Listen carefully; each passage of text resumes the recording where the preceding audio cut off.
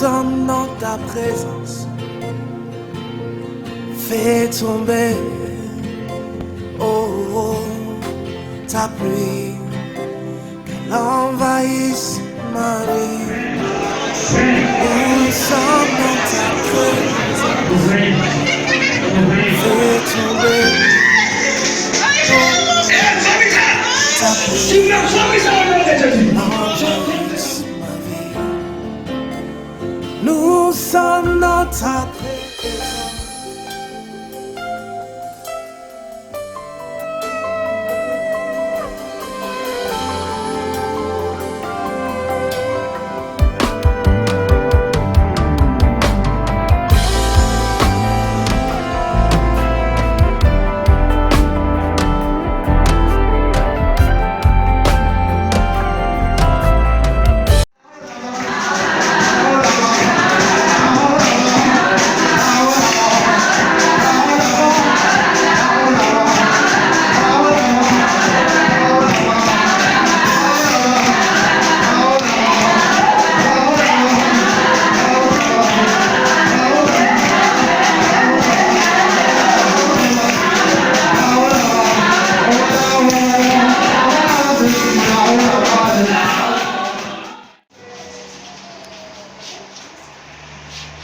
Notre Dieu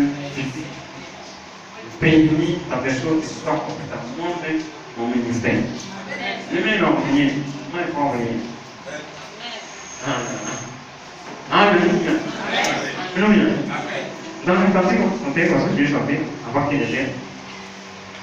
Ça guérit dans son passé, c'est ça. C'est la vraie dessin. Ça n'est pas. Parce qu'il y a un lien frère, un lien sur la terre. Pour dire un lien pour lui, le monde est sang, le monde est bénin, le monde c'est la trahison, le monde c'est la méchanceté, le monde c'est la terreur. Alléluia. Si toi on est là, ça se le monde va gagner. Amen. Ça prend 20 minutes. On va annoncer la paix. Oh, c'est un peu qui va faire le Seigneur. You want it, for me, I do it. You want it, you want it.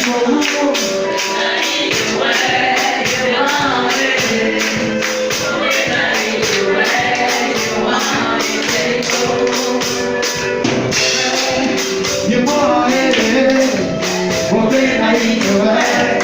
You want it, I say no. I do it.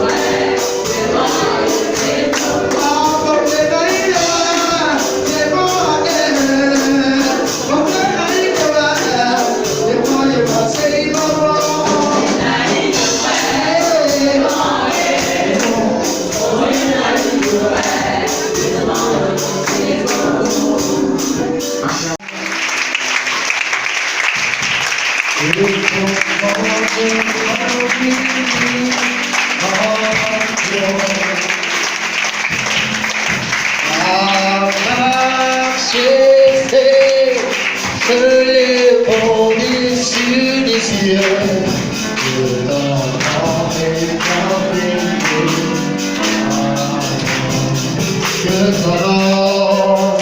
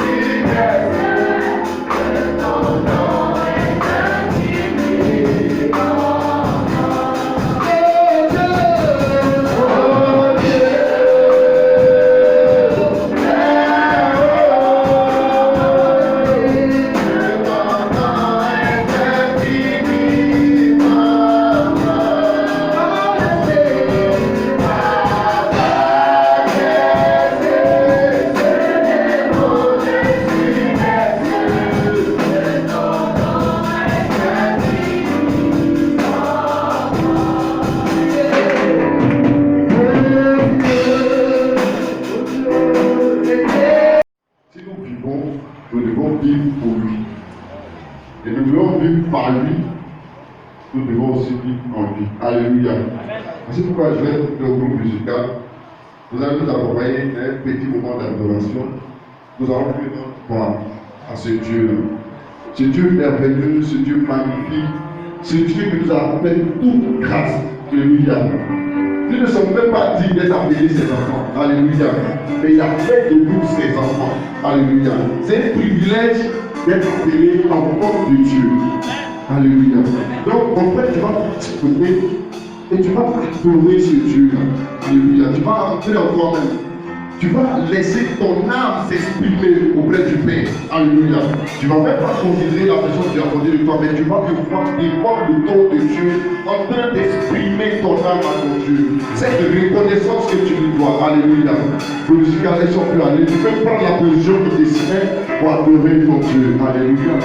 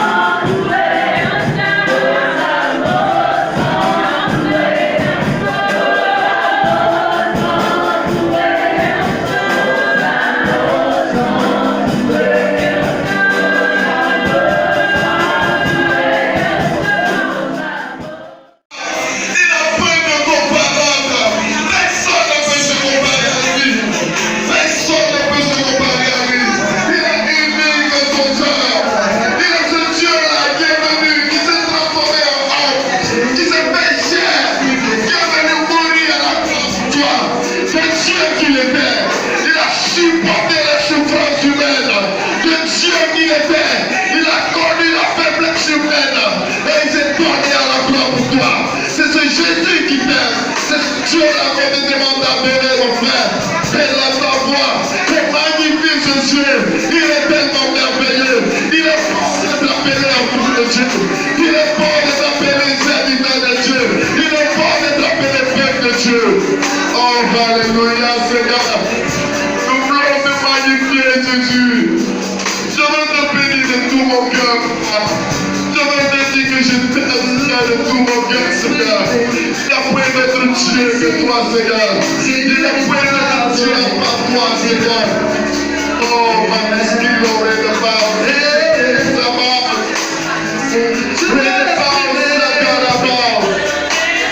Je veux t'exprimer mon désir, celui de t'adorer de tout mon cœur, Jésus. Mon cœur t'appartient, Jésus.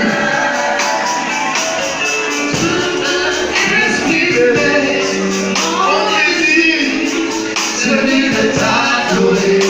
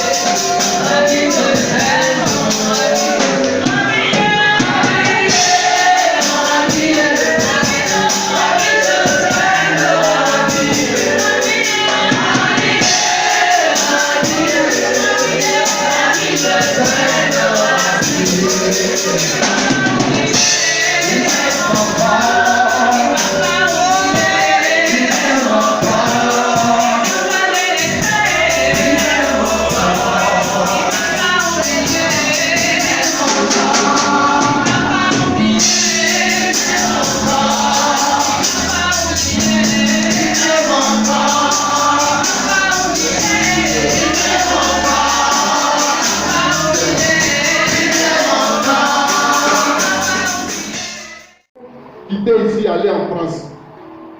Ce n'est même pas des villes d'à côté.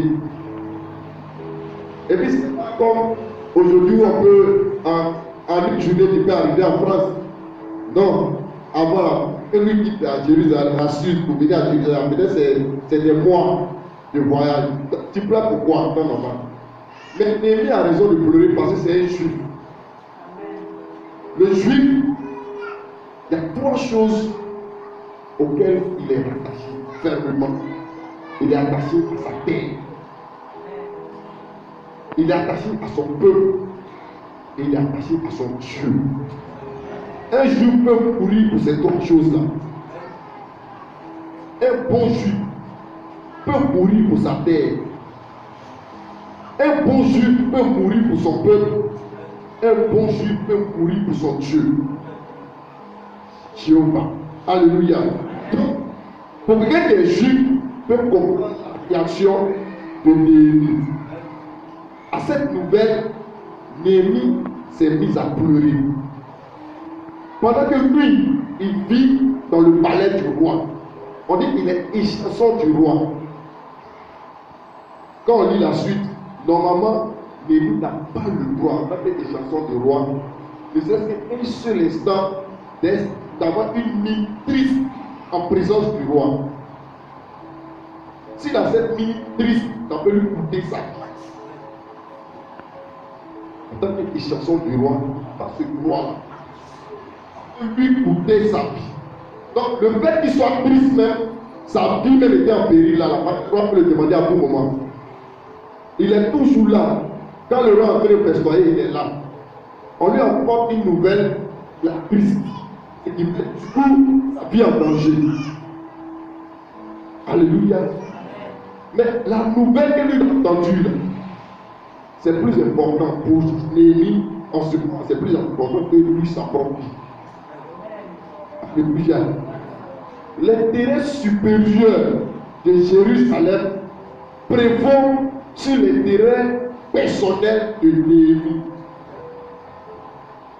Voici pourquoi il pouvait mettre sa vie en péril. Alléluia. C'était pareil pour Mardochée et Esther. À l'entente de la nouvelle que le peuple juif allait être exterminé,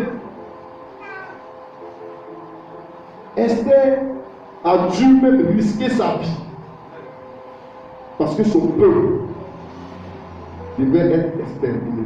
Alléluia. Elle n'avait pas aussi le droit de se présenter devant le roi tant que le roi ne l'a pas demandé, ne l'a pas appelé. En tant que reine qui porte la couronne, elle n'a pas ce droit. Le Dieu se trompe et puis elle vient en présence du roi. Que le roi n'a pas levé le sceptre vers elle, elle est morte. Mais à cause du peuple, elle a couru ce risque. Alléluia. Jérusalem était en ce moment dans une situation désastreuse. Jérusalem était dans une situation déplorable. Le peuple était dans une misère pas possible. Il fallait une intervention. Alléluia. Il fallait que Dieu fasse quelque chose. Mais Dieu ne pouvait pas faire quelque chose comme ça. Amen. Dieu lui-même sait qu'il doit faire quelque chose. Mais il ne peut pas faire quelque chose comme ça. Il faille que quelqu'un se lève pour que Dieu intervienne. Tant que quelqu'un ne s'est pas levé, la situation a resté comme ça 1000 ans. Même pour que les 70 ans de captivité s'accomplissent et que Dieu libère son peuple, malgré que même sa bouche l'a dit, quelqu'un se met à la brèche. Alléluia. Néhémie dit, il dit, lorsque j'ai entendu ces choses, ces nouvelles, je m'assis et je me mis à pleurer pendant plusieurs jours. Il n'y a pas un seul jour. Ce n'est pas 1 heure. Ce n'est pas une demi-journée. Il dit pendant plusieurs jours, je restais abattu. Pendant plusieurs jours, je gênais et je priais constamment devant le Dieu du ciel. C'est à cette seule condition que Dieu pouvait se pencher sur la situation du peuple d'Israël. Alléluia. Toutes les fois où il a fallu que Dieu intervienne dans la vie de son peuple, dans la vie d'une nation, il faut que les paye le prix. Lévi a payé un lourd tribut parce qu'il était échanson du roi. Il ne devait jamais avoir la mine triste. Il n'avait pas le droit de gêner en tant qu'échanson du roi. Non. Mais il goûte la poisson du roi. Vous voyez donc, quand le roi doit manger, avant que le roi ne mange quelque chose, c'est lui qui doit faire. Si ce n'est pas empoisonné, et puis le roi mange. Quelqu'un quoi là, il peut gêner. C'est-à-dire que s'il a fait gêner, il n'a pas fait son travail. Du coup, sa vie en danger. Mais il a couru ce risque pour gêner. Le roi ne gêne pas, le roi mange à tout moment. Il y invite des gens à tout moment. Un roi, à tout moment, il reçoit des gens. Quand il reçoit là, après les choses qu'il doit manger, les choses doivent être là. Donc, le fait que Néhémie, dans sa qualité de chanson là, il gêne là, c'est un grand risque qu'il prend. Alléluia. Et Néhémie a fait cela à cause de quoi? À cause de son peuple. À cause de Jérusalem. Les murailles de Jérusalem sont fissurées. Ce n'est pas digne de Jérusalem. Les portes de Jérusalem n'ont plus de porte. La ville a perdu toute sa splendeur, a perdu toute sa gloire, a perdu son honneur. La ville de l'Éternel. Alléluia. Jérusalem, la cité de l'Éternel. Amen. Néhémie s'est senti concerné par les choses qui concernent Dieu. Amen. Néhémie, comme je le disais, il n'a pas regardé son intérêt personnel. Parce qu'en temps normal, Néhémie, c'est un cadre parmi les rescapés de Jérusalem. Il fait partie des grands cadres. Il est une chanson du roi. Ses enfants vont dans les meilleures écoles à Suse. Peut-être qu'il a une grande villa, son compte bancaire est rempli. Bon, il a réussi. Donc, il a quoi? C'est encore non. La vie de ses enfants est bien assurée. C'est pas ce qu'il cherche. Alors, il va se fatiguer encore pourquoi? À cause des juifs qui sont de tous côtés. Non. Et les juifs, ses intérêts sont protégés. Amen. Mais, c'est quoi les intérêts de Néhémie devant les intérêts de Dieu? Amen. L'intérêt supérieur du royaume sur les intérêts de Néhémie. Amen. Au point où il peut sacrifier ses intérêts. Dans la dernière phrase, il dit faire réussir. Il dit de grâce, faire réussir aujourd'hui la démarche que je vais entreprendre et que cet homme m'accueille avec compassion. Que j'obtienne grâce devant cet homme. Parce qu'il sait que la démarche qu'il est en train de mener là, il y a deux cas. Comme on le dit souvent. Soit ça réussit, il a la compassion du monsieur, ou bien la démarche ne réussit pas. Dieu, sa famille, ses enfants, eux tous, on les extermine. Elle va regarder ses enfants. Les enfants qui sont dans les écoles assurées, leur avenir assuré. Est-ce que je peux prendre ce risque-là d'hypothéquer les avenir? Il y a deux cas. Si ça n'a pas réussi, ça va y jouer. Amen. Mais c'est quoi mon intérêt devant l'intérêt supérieur de la nation juive, devant l'intérêt de l'Éternel? Amen, amen. Et c'est dans cette condition-là que Néhémie est allé devant le roi. Alléluia. Aujourd'hui, c'est nous qui sommes le peuple de Dieu. L'ennemi là, c'est toi, c'est moi. Amen. Mais combien de fois notre cœur bat pour l'intérêt supérieur du royaume? Alléluia. Combien de fois, à l'annonce d'une nouvelle, on peut pleurer, on peut se lamenter parce que l'intérêt du royaume est menacé. En tout cas aujourd'hui, là, dans le monde de Dieu, c'est très rare. Non, c'est très rare. Aujourd'hui, si j'ai jeûné, j'ai prié, j'ai eu du travail, je suis bien tassé, ça me suffit. Le reste là, je lutte pour le ciel. C'est bien beau. Est-ce que c'est ce que tu as entendu? Est-ce que c'est ce que tu attends du chrétien aujourd'hui? Si tu es du chrétien ivoirien en ce moment où on est en train de parler.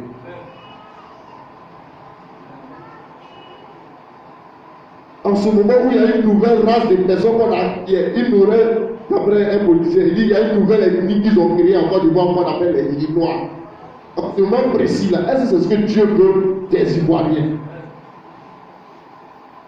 Des chrétiens ivoiriens. Combien de fois le cœur bat pour l'intérêt supérieur du royaume? Lorsqu'on voit des situations qu'on vit dans ce pays où nos autorités même ne peuvent rien, mais ils sont impuissants. Et puis l'Église aussi est impuissante.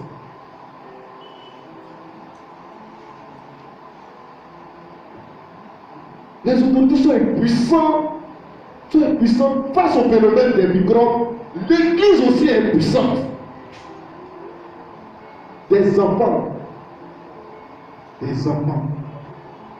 Avant, là, quand on était passé dans les années 96, là, souvent on quittait en zone industrielle pour aller à Makori, à Michel Prada, dans les pays.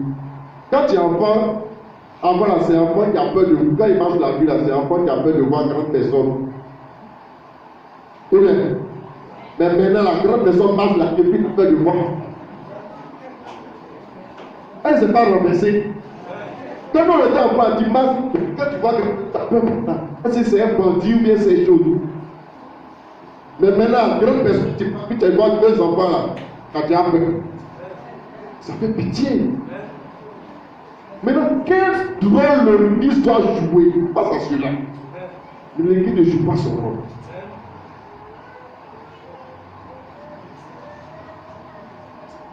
Non. Ce que Dieu veut de nous aujourd'hui, là, c'est pas, non, ce n'est pas ça qu'on a. Alléluia. Néhémie n'a pas regardé à sa situation. Non. Mais tant que nous allons demeurer des chrétiens normaux, ordinaires, on ne peut jamais influencer, ne serait-ce qu'un seul instant, notre environnement. C'est pas possible. C'est impossible. Non. Aujourd'hui, combien de personnes qui se convertissent par jour en Côte d'Ivoire ici? Non. Les catholiques appellent les dernières statistiques qui disent que l'islam est devenu la première religion au monde. Parce que l'islam a aujourd'hui 1,7 milliard de fidèles. Et l'église catholique est devenue la deuxième avec 1,6 milliard de fidèles. Là où l'église catholique était en tête. Que tu entends ces gens du gouvernement là, est-ce que ça ne te fait pas mal au cœur? Ça fait mal au cœur. L'islam est aujourd'hui la première religion au monde. Quand cela dit dans 10 ans,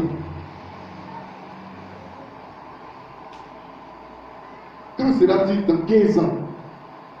Parce qu'eux ne se donnent pas du répit. Non, désolé, ils ne se donnent pas du répit. C'est nous les chrétiens en train de dormir. Non.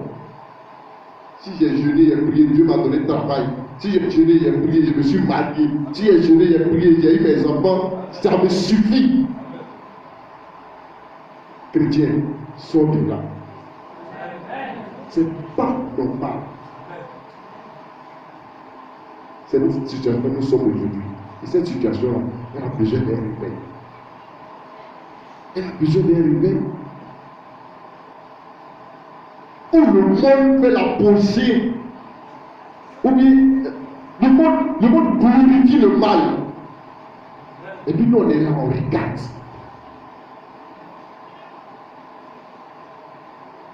On est là, on regarde. Il y a déjà des événements qui sont passés encore de plus. Mais quand je regarde, ça me fait mal au cœur. Qu'est-ce qui se passe? C'est que c'est des gens qui véhiculent les mauvaises valeurs, les mauvaises valeurs morales là. Ce sont eux qui sont encensés dans ce monde.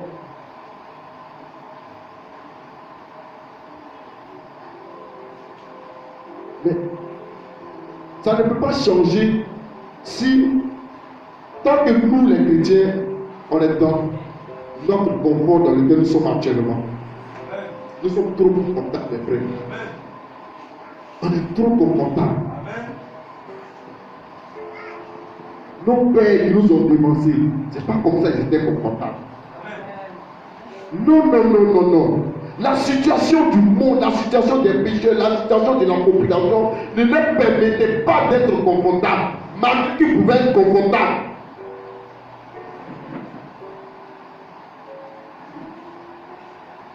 Aujourd'hui, le leitmotiv du chrétien, comme pour réussir.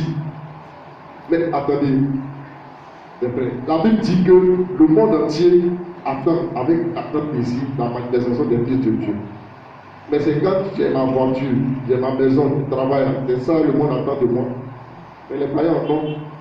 Ou bien, ils en ont plus que nous. Donc qu'est-ce qu'ils attendent? Je vais réussir, ils réussissent. Peut-être plus que nous. Mais ils attendent la manifestation des fils de Dieu. C'est à quel niveau le monde nous attend?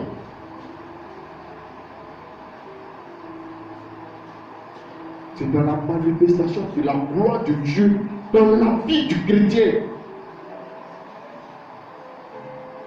Quand le chrétien se lève dans la prière, quand le chrétien se lève dans la consécration pour bouleverser son environnement, c'est là que le monde nous attend. C'est là que le monde nous attend. Si on n'est pas dans ça là, non. Ils savent, ils voient ça déjà. C'est pas vrai, c'est dans les entreprises on travaille. Souvent c'est dans les compagnies aériennes en voyage. Ou bien, vous avez entendu quelqu'un dans une grande compagnie d'avion, les païens. Quand tu as voyagé, c'est dans une compagnie de païens qui t'a voyagé. Donc quelqu'un d'extraordinaire, il t'a pas. C'est pas là qu'il nous attend. Alléluia. Il y a des gens qui ont payé le prix pour que le christianisme gagne du terrain en leur temps.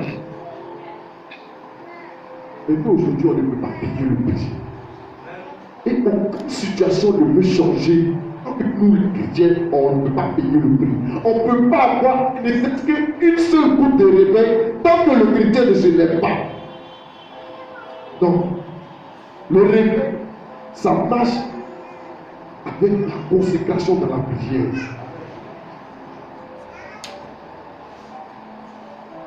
Le réveil rime avec vendre sa vie à Jésus. Au point où ta vie, tu ne fais aucun cas de ta vie. Alléluia. Mais c'est là que Dieu nous attend. Dieu veut qu'on se lève. Dieu veut qu'on tout le temps là, de regarder les gens courir sans connaître Jésus. Un monsieur qu'on appelle Didier Arafat, un enfant de 33 ans, il seul, il traite des millions d'âmes. Il les amène où? De toi à moi. Lui seul, des millions d'âmes. Mais ça fait trop peur. Pendant que même tous les chrétiens de Côte d'Ivoire réunis, je ne peux pas créer des millions de personnes comme ça. Ça ne fait pas pitié. On a qu'à prendre toutes les églises de Koumassi, donner leur stade, tenir sur le moyen. À peine tu vas remplir ça. Mais un seul individu, un enfant de rien du tout, lui, il s'est vendu à son Dieu. Mais est-ce que toi, chrétien, tu es prêt à te vendre à Jésus pour que Jésus t'utilise? Non. J'ai fait ma petite prière de 30 minutes, ça me suffit. Il y a des gens qui ont payé le prix de la prière. Jésus lui-même, de Dieu qui était là, pour fonder l'église, il a payé le prix de la prière. Quand quelqu'un prie jusqu'à sa sueur devienne sang, est-ce que vous comprenez ça? Ce n'est pas un mystère. Ce n'est pas un mystère. C'est une chose physique. C'est-à-dire que tellement il a souffert dans la prière, sa sueur, c'est le sang qui fait rapidement. Comment on peut dire que non, c'est mystérieux? Non, non, non, non. C'est le prix qu'il a payé là. Mais combien de chrétiens, combien de fois nous payons le prix aujourd'hui? On paye le prix. On ne peut pas avoir du bonheur. Beaucoup de nations, beaucoup de continents ont connu du réveil. Les Européens ont connu du réveil. Les Asiatiques ont connu du réveil. L'Asie mineure a connu du réveil parce que les gens ont payé le prix. L'Afrique reste l'un des derniers continents qui n'a pas encore connu ces grands réveils. Alléluia. Et Dieu attend beaucoup de choses de la paix. Et il faut que les gens se réveillent. Un homme, je lisais récemment là, un livre sur les héros de la foi. Un homme qui a fini. À une seule prédication, on dit ce monsieur-là, par jour, vous savez combien de personnes qui se convertissent dans ta main? Près de 50 000 personnes, près de 50 000 âmes se convertissent chaque jour dans ces sermons. 50 000 âmes chaque jour. Il y a quelle église en Côte d'Ivoire ici qui peut avoir 50 000 âmes? En Côte d'Ivoire, il y a 6 millions d'habitants. Imaginez quelqu'un, 50 000 âmes se convertissent par jour. S'il avait 10 ans de ministère, on l'a pas dit par an, par jour, 50 000 âmes. Mais ce monsieur, il a fait combien de 50 000 âmes se convertissaient? Il est mort d'une maladie qu'il a eue à force de se consacrer à Dieu. Vous voyez comment c'est je sors pour l'intérêt. Tellement tout le temps il est coupé en pied, il a eu une maladie. Mais il a dit à cette maladie-là, mais il a continué de se consacrer. Et c'est cette maladie-là qu'il a portée. Tellement ils étaient prêts à vendre leur vie au Seigneur pour que quelque chose change.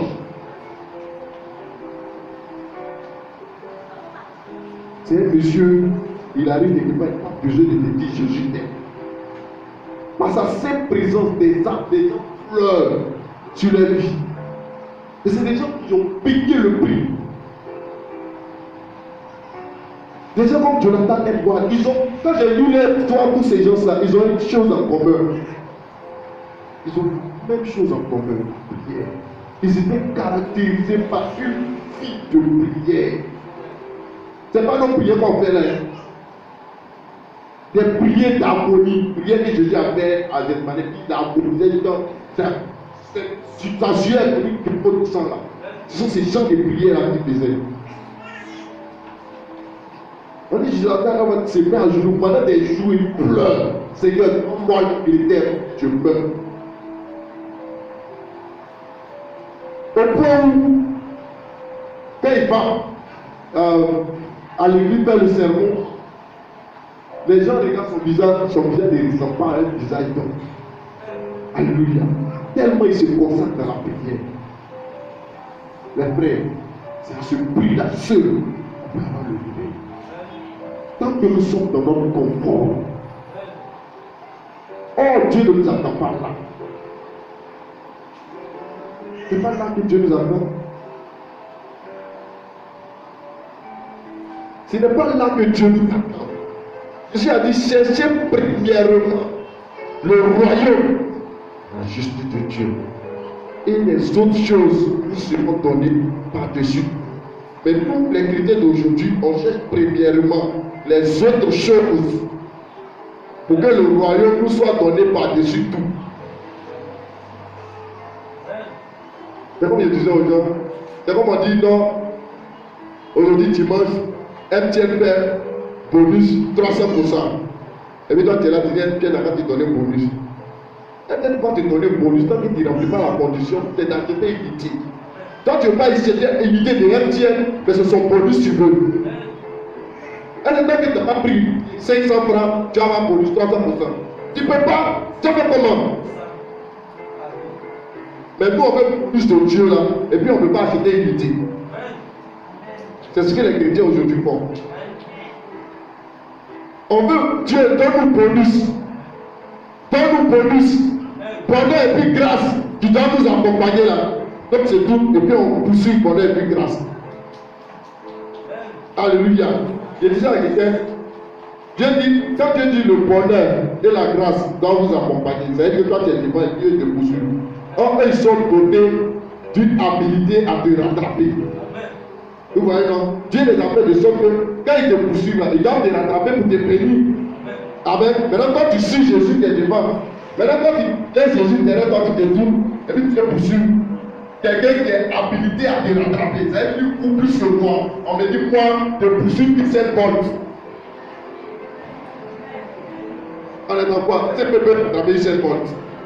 Donc, non, c'est tout, et puis on est poursuivre maintenant bonheur et puis grâce. Et ils sont dotés d'une habilité à vite courir. Tu ne vas jamais les rattraper. Et c'est dans ça qu'on est. Par contre, ça toujours, dans l'église, il y a toujours des indigents. Chez nous, les chrétiens, toujours, il y a des pauvres. Chez nous, les chrétiens, toujours, il y a des misérables. Mais on inverse la situation de grâce. Cherchons Dieu. Payons le prix pour le réveil du monde. Payons le prix pour le salut des âmes. Il n'y a pas quelqu'un qui a payé le prix. Il n'y a pas quelqu'un qui a servi Dieu, qui s'est soucié de ces choses-là. Amen. Non.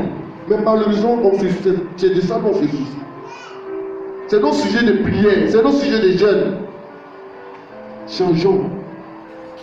Des gens ont payé le prix pour que l'évangile puisse t'atteindre. Il y a des gens qui sont morts dedans. Ils ont payé le prix parce qu'ils sont morts. Ils n'ont pas regardé à leur vie. Non. D'autres sont mortifiés. Mais nous, les chrétiens d'aujourd'hui, chrétiens du 21e siècle, en Côte d'Ivoire, 26 millions d'habitants. On est combien de millions d'évangélistes? Combien? Il y a combien de chrétiens et combien de personnes qui se convertissent par jour? L'ennemi a payé le prix. Il a jeûné, il a prié pendant des jours pour que les murailles de Jérusalem soient reconstruites. Quand il a dit, quand vous lisez la suite là, le roi lui a donné une lettre pour aller reconstruire les murailles de Jérusalem. Il a payé le prix. C'est quel réveil on veut sans payer un prix? Est-ce que quand on regarde la situation dans laquelle nos frères, nos amis, sont des milliers de personnes meurent sans connaître Jésus, est-ce que cette situation est plaisante? Non. Aujourd'hui, tu as pu prêcher l'évangile, on dirait les gens là-bas, ils ont mis bouchon dans leur nez. Non. Mais ils ne peuvent pas. Tant que nous, les chrétiens, on ne paye pas le prix de la prière. Pour que les nuages des ténèbres se dispersent. que les écailles tombent de leurs yeux, pour que les oreilles s'ouvrent. De sorte que quand tu parles, ça rentre directement dans leur cœur. Sinon, le diable travaille, il endurcit les cœurs des gens. Il ferme leur cœur. Il y a beau d'élever. Ils ont déjà trop entendu ça. Mais ça se passe dans la prière. Il nous faut payer le prix de la prière. Il y a des gens qui ont payé le prix. Ils ont pris des journées afin de prier, chercher la face de Dieu, pleurer, agoniser. C'est à ce prix-là qu'ils ont eu le réveil. Et c'est là que Dieu nous attend. Comme l'homme de Dieu le disait tout à l'heure, en tant que femme, on est. Dès que quelqu'un vient t'annoncer l'évangile, Jésus t'a dit, oui, tu veux accepter Jésus. En temps normal, Dieu te prépare t'envoyer au ciel. Oui. Amen. En temps normal, il doit nous prendre nous envoyer au ciel. Ouais, c'est là-bas notre patrie. C'est à cause de ça qu'il nous a sauvés. Il nous a sauvés pour aller au ciel. Mais s'il nous laisse encore sur la terre, c'est à cause de ces millions de personnes qui ne connaissent pas encore Jésus. Nous payons le prix en sauver. Ce n'est pas pour que tu aies une voiture. Et puis aussi, c'est plus que ce que tu as pris la terre. Comment lui, il a quel intérêt à te garder encore sur le lit? Il a pris la terre ici. Il a quel intérêt à te garder sur la terre? Ce n'est pas à cause de ceux qui ne connaissent pas encore Jésus. C'est pas pourquoi on soit riche, on est des banques remplies en banque. C'est pas à cause de ça qu'il nous garde encore sur la terre. Non, non, non, je suis désolé. Ça là, c'est des accessoires pour accomplir notre mission. Il n'est pas dit que c'est pas bon, hein. Mais ce sont des accessoires pour accomplir notre mission. Ce n'est pas notre mission. Mais aujourd'hui, c'est une mission des chrétiens. L'objectif de certains chrétiens. Non, je suis désolé. Reprenons notre position. Jésus nous appelle. Jésus a besoin de nous. Un homme qu'on appelle Martin Luther, par sa vie de consécration, aujourd'hui, on peut avoir accès à la Bible et puis on peut la lire. Par la vie de consécration d'un individu. Aujourd'hui, la Bible est accessible à tout le monde. C'est par la vie de consécration d'un seul individu. On appelle Martin Luther. Tout le monde n'avait pas accès à la Bible. Est-ce que sa vie n'a pas été une bénédiction pour nous aujourd'hui? Mais pourquoi notre vie n'a pas été une bénédiction pour les générations futures? Mais il a payé le prix. Chaque jour, il était recherché pour être tué. On le cherchait, il se cachait seulement. Pendant des années, il était obligé de se cacher. Même il se cachait pour traduire la Bible du latin en allemand. La Bible, c'était au boulot, c'était au Vatican. C'était les textes ça. Et puis c'était en latin. Tu n'as pas appris latin, tu ne peux pas lire. C'est lui qui a traduit ça premièrement en allemand. Et il a fait des copies pour dupliquer ça, pour que le commun du mortel ait accès à ça. Sinon, avant, on est une seule portion de la Bible, et puis on vendait ça. Les gens achetaient ça. Vous voyez comment la consécration d'un individu. Aujourd'hui, la Bible est traduite plusieurs langues du monde. La consécration d'un individu. Maintenant, toi, enfant de Dieu, toi, chrétien du 21e siècle, qu'est-ce que tu vas laisser sur la terre avant de partir? Qu'est-ce que tu vas laisser à génération? Tu vas laisser quoi? Aujourd'hui, on parle de Paul. Mais si Paul n'était pas comme ça, est-ce que tu allais parler de lui aujourd'hui? Il a laissé des choses. Jusqu'à 14 épîtres, tout seul. C'est des hommes de même nature que nous. C'est pas parce que Dieu les aime plus que nous. Mais c'est parce qu'ils ont aimé Dieu plus que nous. Sinon, Dieu nous aime tous au même niveau. Mais la différence, C'est le degré d'amour que toi tu as pour Dieu, le degré de consécration que toi tu as pour Dieu, le degré de dévouement que tu vois en Dieu. C'est ça qui fait la différence entre un individu et un autre, entre un chrétien et un autre. Et on peut penser que l'autre est un peu plus que l'un. Non. Il est temps que tu te réveilles. Père de Dieu, Dieu a besoin de toi. Il faut qu'on arrive à avoir une tristesse dans l'âme quand on regarde la situation de notre pays. Quand on regarde l'injustice prévaloir, quand on regarde la dépravation des mœurs prévaloir, il faut que nous soyons meurtris dans l'âme, comme des meurtris, à l'annonce de la nouvelle. Et il faut que tu te lèves dans la prière. Il faut que tu te lèves dans la consécration. C'est le réveil. C'est là que Dieu nous attend. Ce n'est pas les hommes de Dieu seulement que Dieu veut utiliser. Non. Il n'y a pas quelqu'un qui s'est converti en même temps qu'il était homme de Dieu. Tous ceux qui sont devenus hommes de Dieu, là, ils étaient des seuls fidèles. Ils sont convertis. Donc, par la vie de chaque enfant de Dieu, Dieu veut passer pour sauver des milliers de personnes. Il ne faut pas dire que toi, tu n'es pas concerné. Tu es concerné. Dieu a besoin de toi. Mesdames, Dieu veut que par toi, des millions de personnes soient sauvées. Pas forcément ça répond sur la chaîne. Non.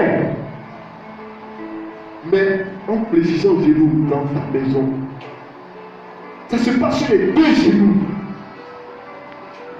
Il faut payer le prix. Comme la douleur de l'enfantement. Pour avoir le réveil, il faut souffrir les douleurs de l'enfantement. Pour avoir un enfant, quand une femme a son enfant, elle vient la joie, mais elle paye le prix. Elle paye le prix. Et c'est comme ça dans le monde spirituel.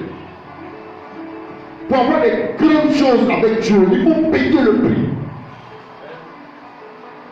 Alléluia. Dieu veut des sortes de prières. Dieu veut des sortes de consécration.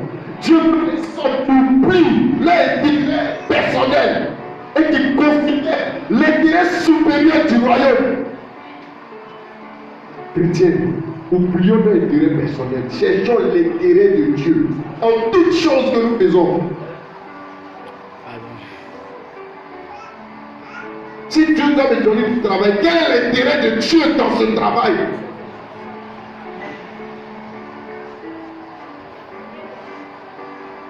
Tout ce que je fais, quel est l'intérêt de Dieu dans ce que je fais? C'est ça qui doit être notre motivation.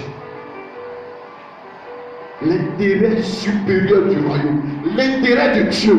Quel intérêt Dieu a dans ma vie? Dans ma vie de chaque jour. Le fait que je prospère, quel intérêt Dieu a dedans? Le fait que je sois en bonne santé, quel intérêt Dieu a dedans? Qu'est-ce que Dieu gagne? Il gagne quoi dans ma vie? C'est ça qui gagne ta motivation. Pas ce que toi tu gagnes. C'est que Dieu gagne. Tu vas te poser toujours la question. Dans ce que je suis en train de faire, en ce moment même, qu'est-ce que Dieu gagne? Là où je suis en train d'aller, qu'est-ce que Dieu gagne?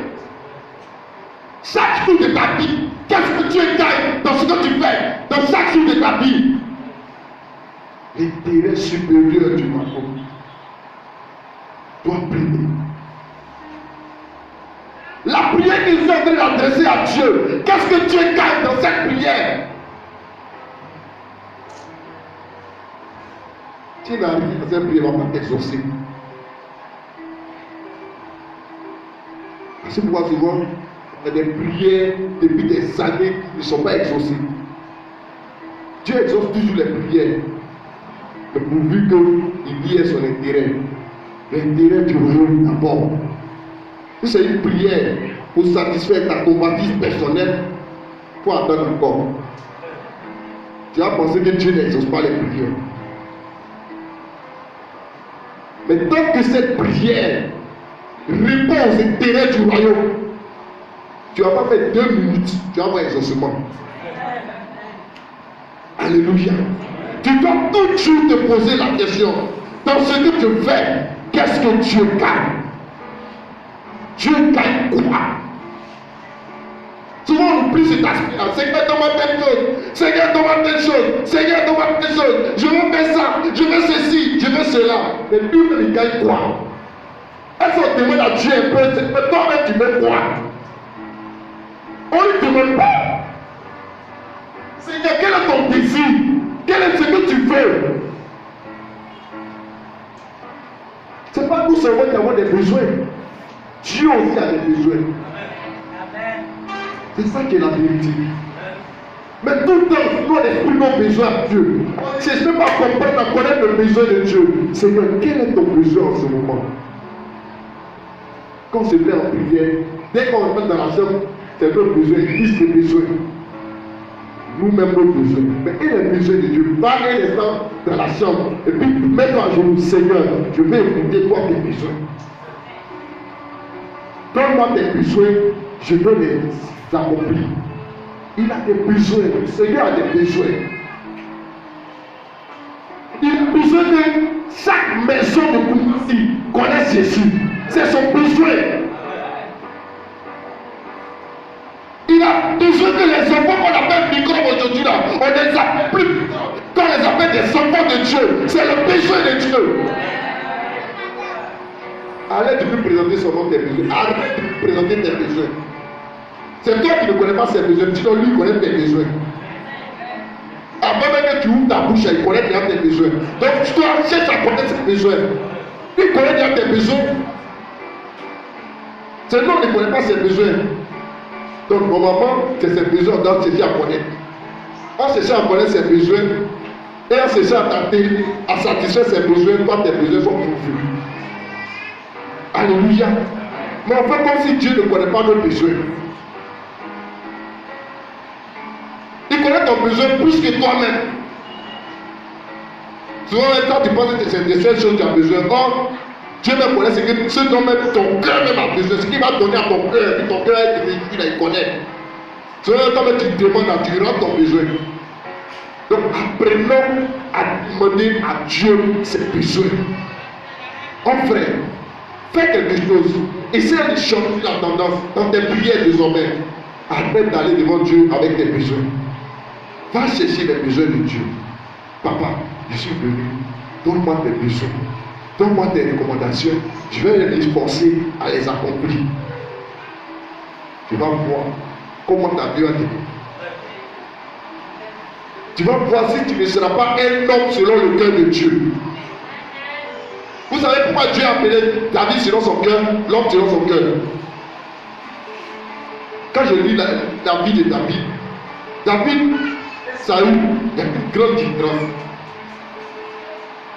Quand on prend les 600 hommes qui entouraient David, chaque soldat, à lui seul, pouvait être toute une armée de l'ennemi. La Bible est décrite même. Mais avec tous ces soldats, ces valeureux soldats-là, David n'allait jamais en guerre sans demander à Dieu, Seigneur, il reste combattre Amalek. Il dit oui, tu vas aller. Est-ce que je vais aller là, je vais gagner? Il dit oui, tu vas gagner. Donc David pouvait s'arrêter à là, il a 600 hommes valeureux. Il dit comment je vais combattre? Même la stratégie de terre, il demande à Dieu. À quelle heure je dois me lever pour combattre? Par où je dois passer? Il demandait tout à Dieu. Il pouvait compter sur la force de son armée. Mais il ne faisait pas ça. Voici pourquoi il a été appelé l'homme selon le cœur de Dieu. Parce qu'il cherchait le désir du cœur de Dieu. Il cherchait à connaître le besoin de Dieu. Dieu a des besoins. Il a des besoins, il veut que ça soit satisfait. Dieu pleure chaque jour. Parce que ses enfants ne connaissent pas ses besoins. Cherchons les besoins de Dieu. chrétien, va dans la prière. Va demander les besoins de Dieu. Arrête de présenter tes besoins à Dieu. Arrête juste un instant. Pour un moment, arrête, oublie tes besoins. Et puis demande les besoins de Dieu. Seigneur, qu'est-ce que je dois faire? Et c'est pas bizarrement, c'est comme si c'est ma prière. Seigneur, qu'est-ce que je dois faire pour que ton cœur soit réjoui? Pour que quand tu me vois, je puisse aussi être appelé l'homme selon ton cœur. Pourquoi c'est David seul qu'on appelle l'homme selon ton cœur? C'est ça à réjouir le cœur de Dieu. Et des enfants, quand ils nous voient, et puis il est content. Jésus à connaître son cœur, à connaître le besoin de son cœur, à connaître ses douleurs, ses angoisses. Qu'est-ce qu'il chagrine? C'est ça. Dieu aussi fait ça. C'est cette relation qu'il a avec ses enfants.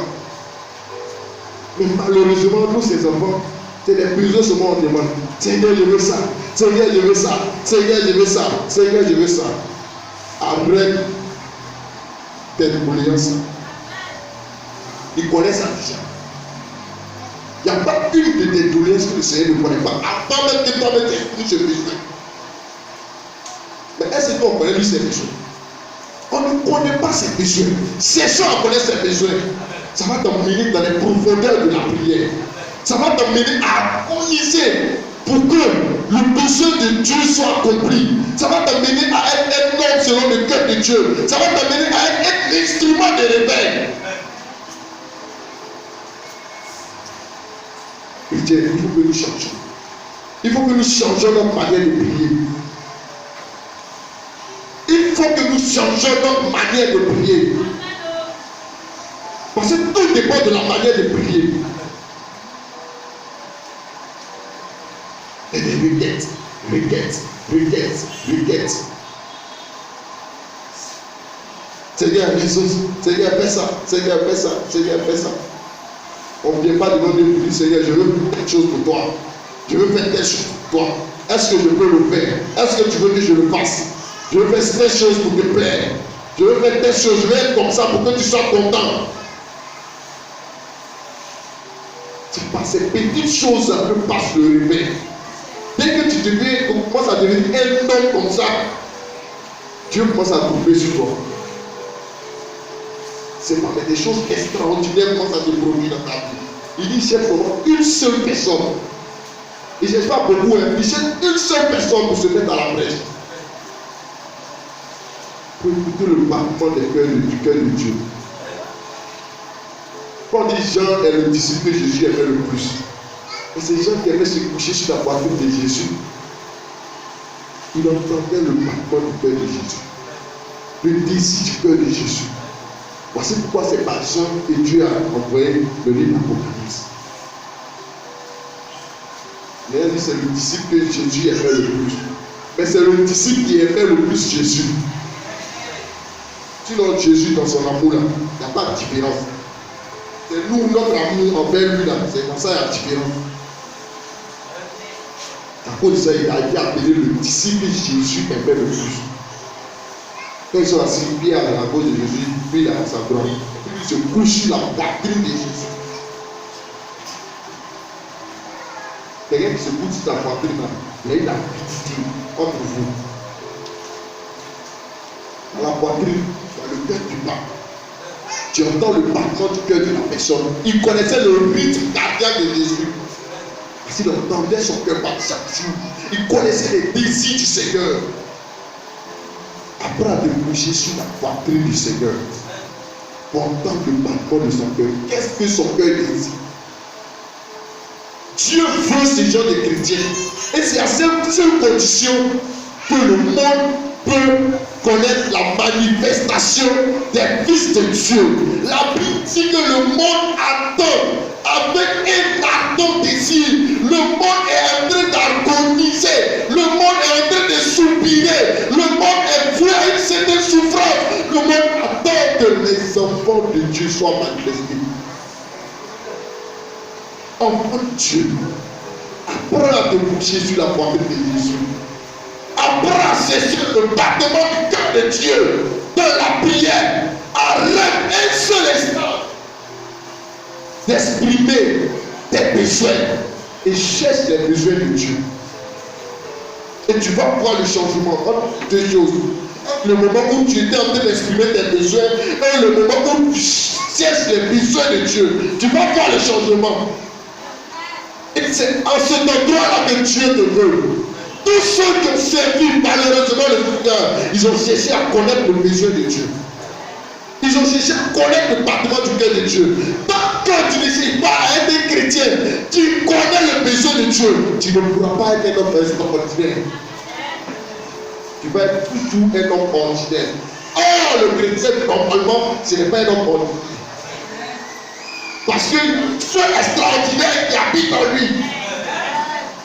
Donc, arrête d'être un homme ordinaire. Ce n'est pas ta place d'être un homme ordinaire. Ce n'est pas l'endroit où Dieu te veut d'être un homme ordinaire. Le chrétien, c'est un homme extraordinaire. Le chrétien a en lui une puissance.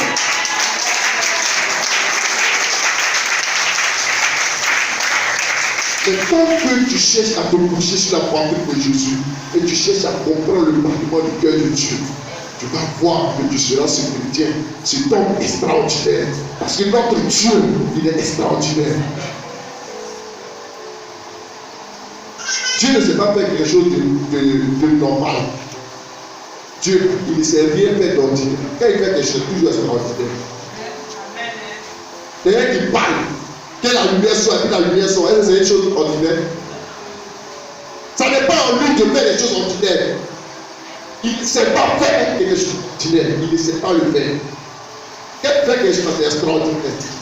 Et c'est ce Dieu-là que nous servons. Pourquoi aujourd'hui nous sommes des hommes ordinaires? Parce qu'on ne s'approche pas de lui. Parce qu'on ne fait pas une symbiose avec le Seigneur. Parce qu'on ne devient pas un avec lui. Quand tu cherches le battement du cœur de Dieu, tu comprends le cœur de Dieu, vous devenez un. Et la nature de Dieu se manifeste par ton cadavre. Ce que Dieu est, ça se voit au travers de toi. Il est puissant, ça se voit au travers de toi. Il est extraordinaire, ça se voit au travers de toi. Il est saint, ça se voit au travers de toi.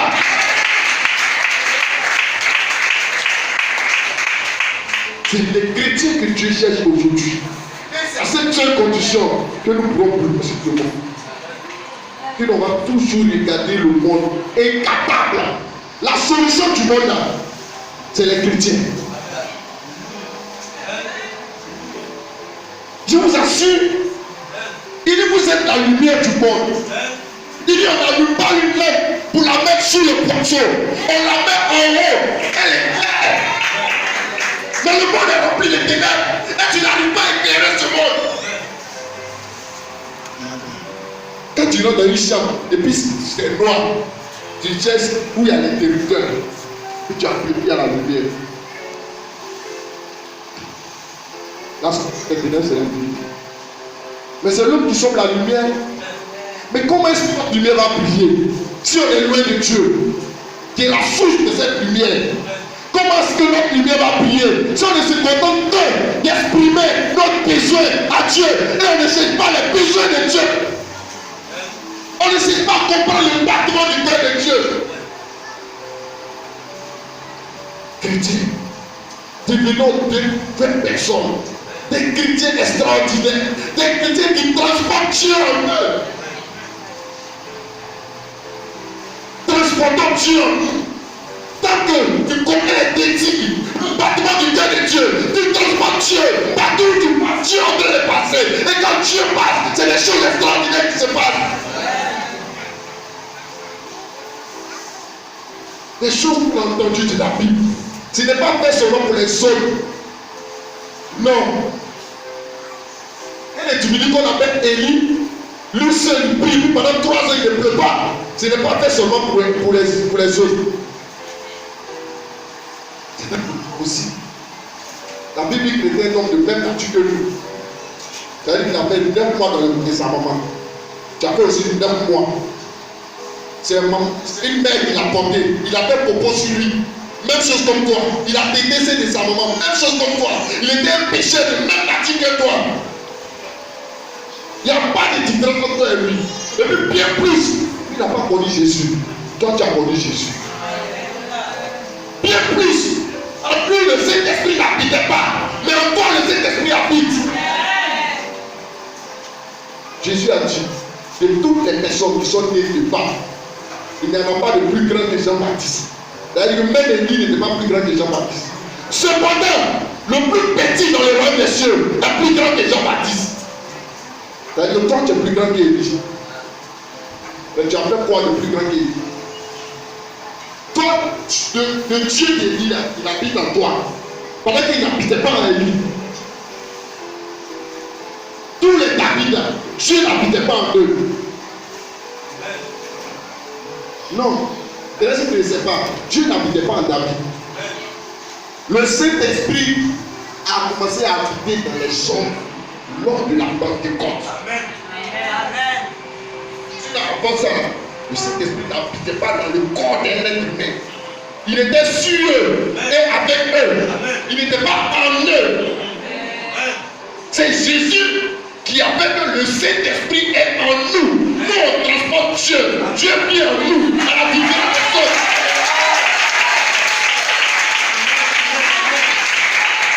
Jesus is Lord.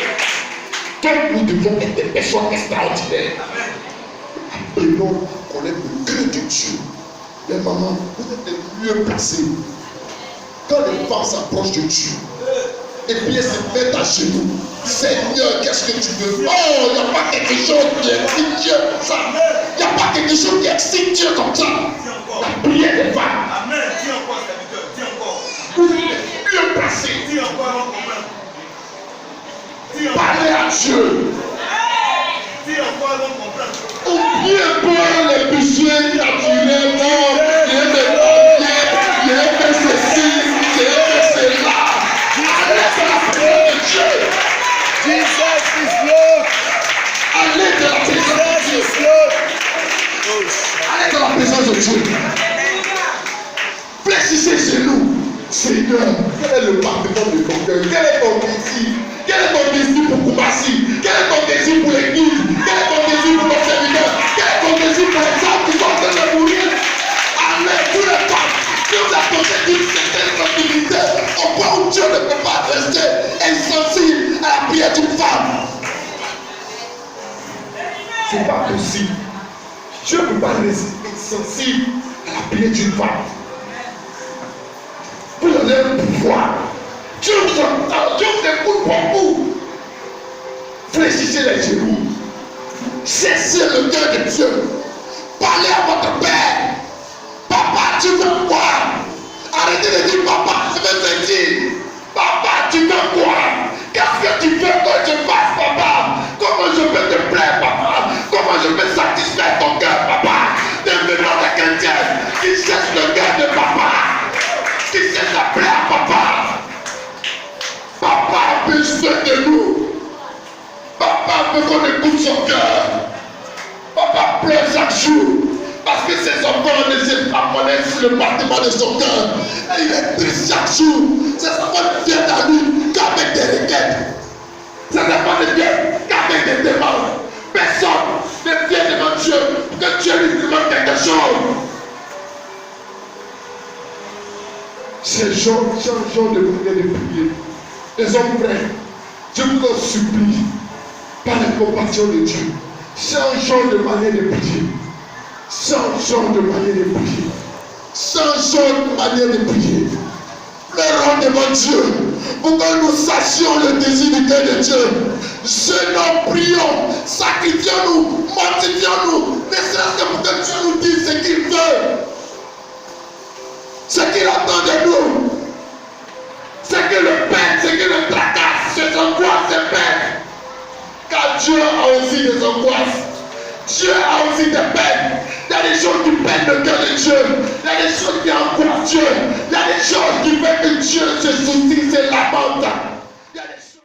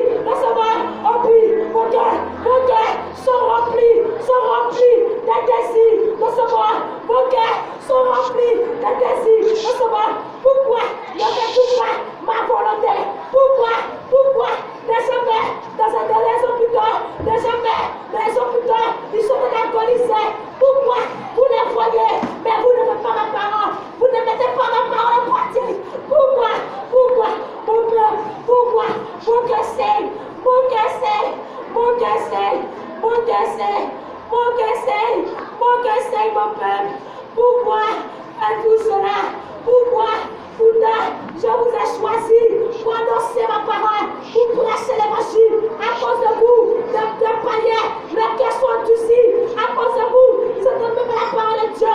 Les yeux sont aveuglés par les choses de ce monde. Les yeux, votre cœur est endurci. Vous ne voulez pas faire ma volonté parce que vous faites ce qui est de votre cœur. Pourquoi, mon père? Pourquoi? Allez-y, annoncez ma parole. Allez-y, annoncez ma parole. Jeune gens, jeune fille, tu es appelé pour annoncer la parole de l'Éternel. La parole de l'Éternel. Comme Jean-Baptiste l'a fait dans la Bible. Comme Jonathan l'a fait dans la Bible. Pourquoi dans mon canal, beaucoup de personnes peuvent être converties. Dans mon canal, des païens peuvent être convertis. Pourquoi faites-vous saigner mon cœur? Pourquoi mon peuple? Pourquoi mon peuple? Je vous ai choisi pour annoncer la parole. Jeune homme, jeune gens, laisse les choses de ce monde, laisse les plaisirs, les désirs, cela est validé, cela sera en vain. Oh, pourquoi les choses de ce monde passeront, mais la parole de Dieu ne passera jamais. La parole de Dieu demeure éternellement. De qui suis-je débuté?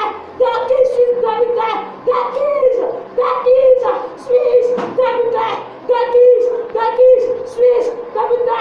Pourquoi annoncez-vous pas ma parole? Je peux jouer de vous. Vous avez des talents en vous, des dons en vous. Partez, annoncez ma parole. Partez, annoncez ma parole. Partez dans les hôpitaux. Partez, annoncez ma parole. Annoncez ma parole. Les musulmans ont besoin de vous. Pas vous. Ils vont être convertis. Ils vont que Jésus-Christ. Moi, l'Éternel, je suis le véritable Dieu. Le gardien du Dieu des cieux et de la terre. Oh, pourquoi, mon peuple, tu n'annonces pas ma parole? Pourquoi penses-tu à tes désirs, à tes besoins? Pourquoi regardes-tu les choses de ce monde, les désirs, les plaisirs de ce monde sont validés? Mais moi, ma parole demeure et demeurera éternellement. Va, annonce mon évangile. Va, par ta prière, des personnes seront converties. Par ta prière, il y aura des malades qui seront guéris. Il y a des talents en toi, des dons en toi. Jeune fille, jeune soeur, pourquoi ne veux-tu pas laisser ce monde? Pourquoi ton cœur est si endurci?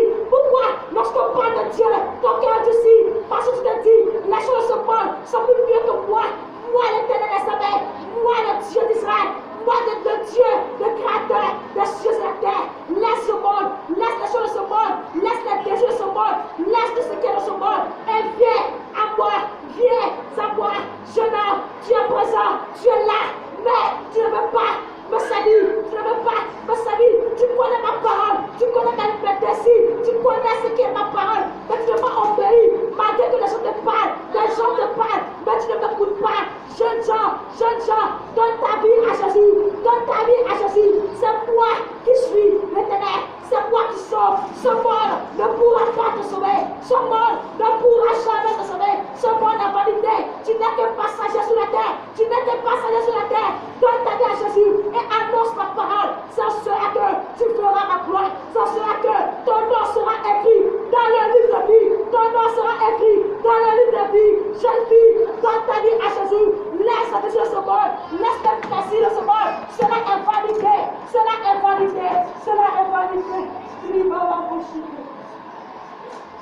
C'est ma prière. Chaque jour, je commence à prier à minuit. Je finis 3 heures à 4 heures. Donc, si j'ai dit je ne prie pas, si elle insiste, si elle ne met pas quelque chose sur moi, quelqu'un va venir me taper. Quand je vais prier, premier, ce que je fais, je dis pardon. Je demande pardon d'abord. Deuxième chose, je dis Dieu, qu'est-ce que tu veux que tes frères, que tu seras heureuse de moi? Tu veux que tes frères quoi? Pas l'homme, toi, Jésus. Montre-moi quelque chose est fait, tu seras heureuse. Chaque jour, c'est ma prière. Pourquoi j'ai dit ça? Hier, il y a une deuxième prière que j'ai prise. Hier, il y a un bishop qui est venu au Ghana pour venir. Je suis allée là-bas. La prière que j'ai faite, c'est la même chose pour faire là. C'est la même chose pour faire là. Avec l'autre français qui est venu. Donc, j'ai vu que Dieu est avec nous. Chaque stratégie de prière, pas toujours de demander. Demande les choses, c'est en Dieu. Le reste, Dieu va faire. Que Dieu vous bénisse.